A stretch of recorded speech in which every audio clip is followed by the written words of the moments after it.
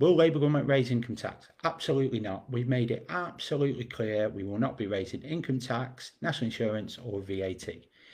Nice to see you've jumped on. So what this is what transparent government's all about. So Neil, we've just made out this is what transparent government's all about. Thanks, Chris. Great that you've done this, and it's reassuring to hear you talking with Gov Authority on a range of issues, and with a Blackpool accent too. Thank you very much. Very best of luck for tomorrow. Thank you very much, Andy. I really appreciate that.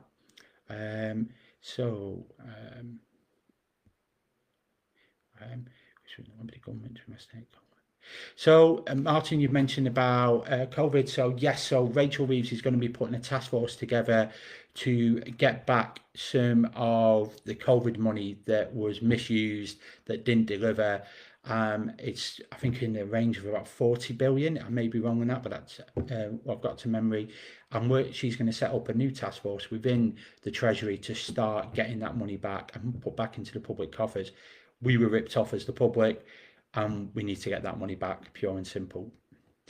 Will Labour address the civil service pay freeze? So many of the departments are severely underfunded. Which is that impact? I've just lost it.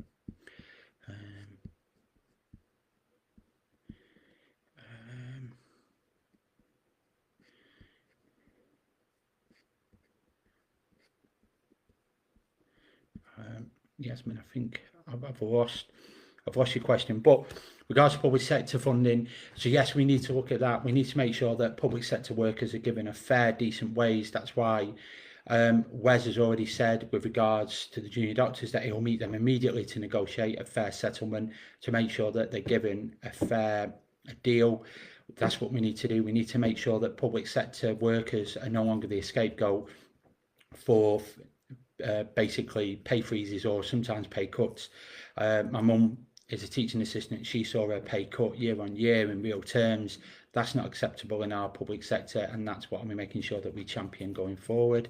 Will university credit be looked at? Yes, absolutely. We're going to look at the whole system. I don't think it's fit for purpose, and we need to look at one that supports people in time of need. I believe, looking through, Neil Holden. Well, I don't think you're really called Neil. I think we all know who you are, but you've asked about council tax and assessment. So an MP can ask for an assessment of council tax, but council tax is set by the government. It's based on the bandings from 1992, I believe.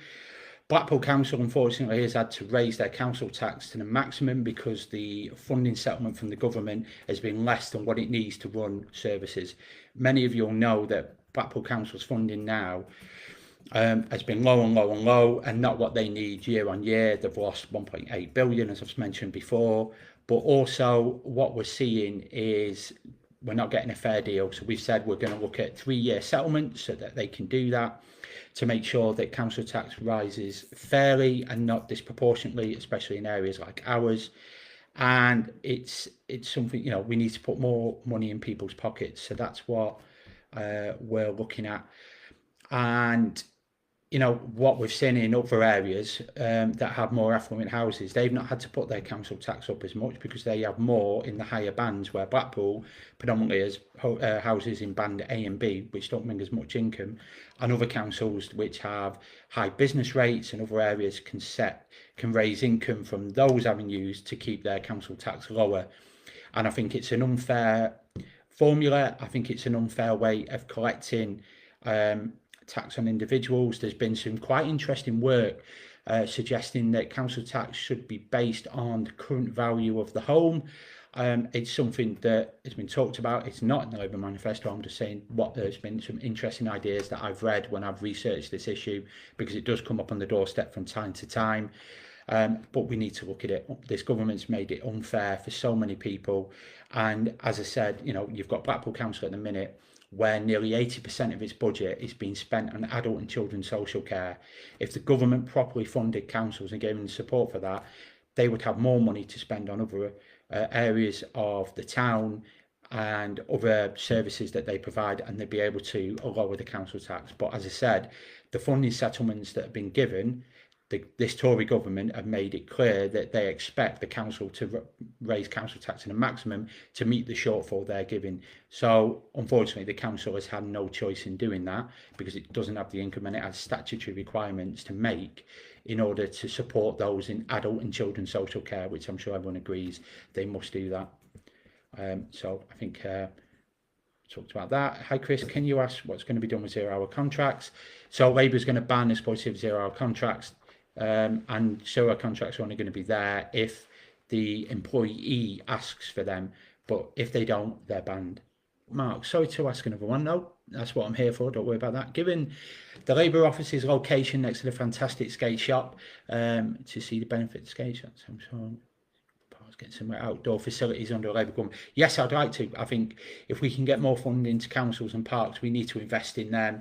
We need to, alongside youth centres for young people, we need to give them something to do, places to go that they want to do. And we've got some fantastic local parks in the area, and that's what we need to invest in for sure. And that's something I'm going to be championing without a shadow of a doubt. So railways, will Labour nationalise them? Absolutely. We are going to renationalise our railways, and that will be something that we'll put through pretty much immediately, and that when these rail companies fall out of franchise, they will be automatically nationalised, which is about time, to be fair. Lisa Parsons, we pay more council tax here than they do in Chelsea. The people in Blackpool and a lot less household. The system is broken. Absolutely, the system is broken. And other councils where they have higher band properties and make more money from that, and alongside other revenue such as business rates, as they do in Kensington and Chelsea, they make a huge amount in business rates compared to here. Their budget then, they don't have to increase council tax to pay for statutory services. Areas like Blackpool with A and B don't, and that's why they've had to increase it as instructed pretty much by the government. So they have a duty to do that, to provide those services as a council, which means they have to put it up and pass the burden to us. That's why we've never been heavily taxed as we are now in 70 years under this Tory government. That's going to stop under Labour.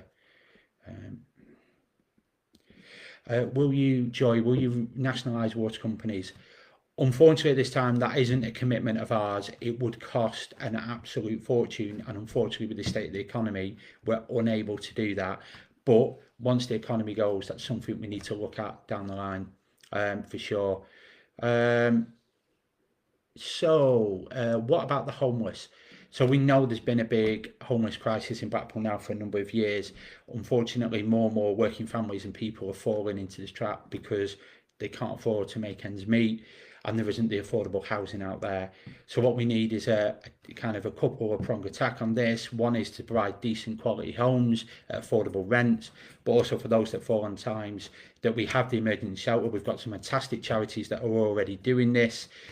Street Angels comes to mind with their emergency shelter. You've got the Salvation Army that are providing homes for those on hard times. These are incredible local charities. For me, I want to bring them together, how we can solve this crisis, and get that sorted, because we need to, and we need support. I've supported homeless charities, a range of them across the town over the years. It's something that I'm passionate about. When I was Deputy Police and Crime Commissioner, we worked alongside the homeless who have been exploited in modern slavery. We need to do more. In short, during COVID, we solved the homelessness crisis. I say we, the government. Where there's a will, there's a way. Where they want to, they could solve it. Overnight, they solved it. But then they returned back. And it will take investment, it will take time. We see people like Andy Burnham in Greater Manchester leading the charge on this. We need to look at that, and we do bringing partners together and making sure we've got that investment for emergency bed units to expand that. Again, Street Angels have the emergency bed unit. They do some fantastic work. I've seen firsthand myself, and I know from other partners in the town, and that's what we're going to be looking at.